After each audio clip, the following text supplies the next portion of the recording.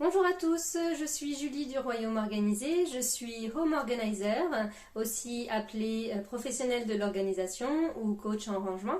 J'accompagne mes clients dans le processus d'allègement de leur maison pour qu'ils puissent retrouver une vie quotidienne plus simple.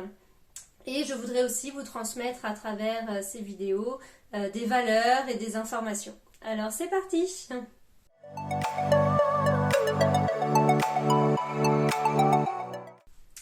Et ça y est, depuis quelques jours, les soldes d'hiver ont commencé et qui dit solde dit consommation. Et d'ailleurs, la DGCCRF, donc la Direction Générale de la Concurrence, de la Consommation et de la Répression des Fraudes, le stipule dans un de leurs articles en disant que les soldes sont un temps fort de la consommation. Mais attention à ce que consommation ne devienne pas surconsommation.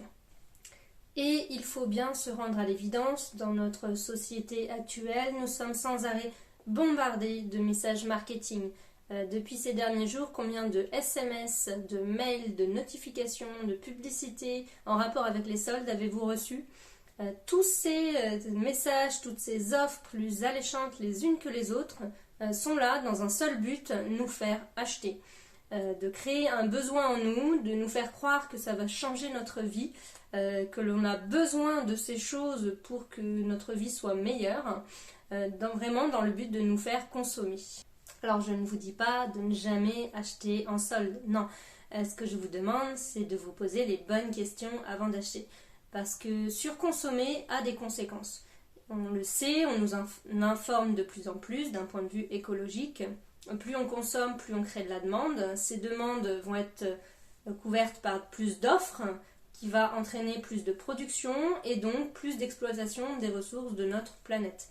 Mais en dehors du point de vue écologique, il y a aussi des conséquences dans nos vies quotidiennes et des conséquences dont vous n'avez peut-être même pas conscience.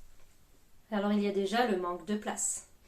Plus vous allez faire rentrer d'objets et de choses dans votre maison, moins vous allez avoir de place. Les murs d'une maison ne sont pas extensibles. Il y a aussi le désordre, parce que plus vous avez de choses dans votre maison, plus vos placards, vos tiroirs, vos armoires sont remplis. Donc, il est plus simple de laisser traîner dans des endroits visibles les choses que vous utilisez quotidiennement parce qu'il n'y a pas de place dans les placards. Et même quand vous décidez à ranger, quelques jours après, c'est comme si vous n'aviez rien fait parce que vos placards, vos tiroirs, tout est trop engorgé.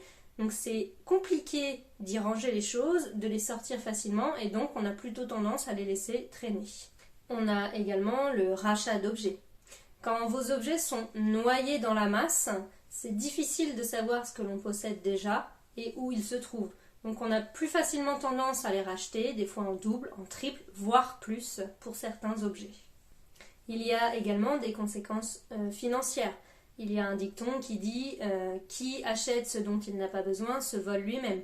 Et oui, parce que racheter en double, en triple, quelque chose que l'on a déjà, faire des achats impulsifs, avoir une multitude d'objets qui servent exactement à la même chose et au final n'en utiliser que un, l'argent que vous avez dépensé dans ces achats, il est perdu, vous ne le retrouverez jamais. Et il y a même des gens qui vont jusqu'à s'endetter, faire des crédits pour pouvoir consommer. Vous avez également le gaspillage. Les achats, qu'ils soient alimentaires, cosmétiques ou matériels, ces achats, s'ils sont faits sans réel besoin, poussés par un message marketing quelconque, participent au gaspillage des ressources de la planète. Parce que si vous n'en avez pas réellement l'utilité et le besoin, ces achats, ils vont finir dans un placard à prendre la poussière, ou alors ils vont être périmés. Et enfin, il y a les conflits au sein d'une famille. Parce que la perte des objets dans une maison, les dépenses inutiles, l'endettement avec les crédits à la consommation, la charge mentale liée à l'organisation et au rangement d'un foyer, toutes ces choses peuvent entraîner du stress, de l'anxiété, de la frustration, de l'agacement parfois, une mauvaise estime de soi, de la procrastination, voire de la dépression. Et tout cela, combiné, peut créer des conflits au sein des membres d'une famille.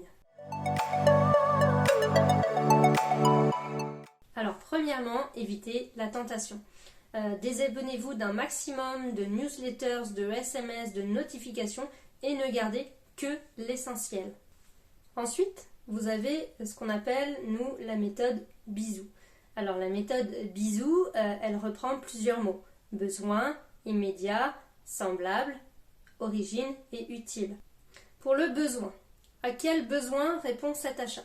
Est-ce que c'est un besoin physiologique? Est-ce que ça concerne votre santé, boire, manger, se vêtir? Est-ce que ça concerne un besoin de sécurité par rapport à votre logement, à votre protection ou à votre emploi?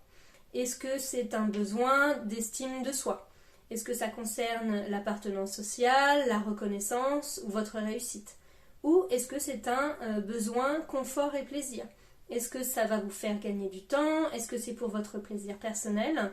Et de savoir exactement à quel besoin répond votre achat va vous permettre de savoir si c'est prioritaire ou non. Ensuite, vous avez immédiat. Est-ce que j'en ai besoin là, tout de suite? Est-ce que je dois absolument l'acheter tout de suite? Vient après semblable. Est-ce que je n'ai pas déjà quelque chose de similaire à la maison qui remplit déjà cette fonction? Le O de origine. Quelle est l'origine de l'objet que je vais acheter? Est-ce que c'est un objet local, français, ou est-ce qu'il a traversé la moitié de la planète pour arriver jusqu'à moi? Et enfin, utile. Est-ce que cet objet va vraiment m'être utile? Est-ce que je vais l'utiliser suffisamment? En dehors d'éviter la tentation et d'utiliser la méthode bisou, vous pouvez également choisir d'emprunter ou de louer certaines choses si vous n'êtes pas certain de les utiliser suffisamment. Vous pouvez également privilégier la réparation plutôt que de racheter. Vous avez notamment pour les vêtements les couturières qui peuvent vous réparer certains vêtements. Vous avez de plus en plus de réparateurs pour tout ce qui est électroménager.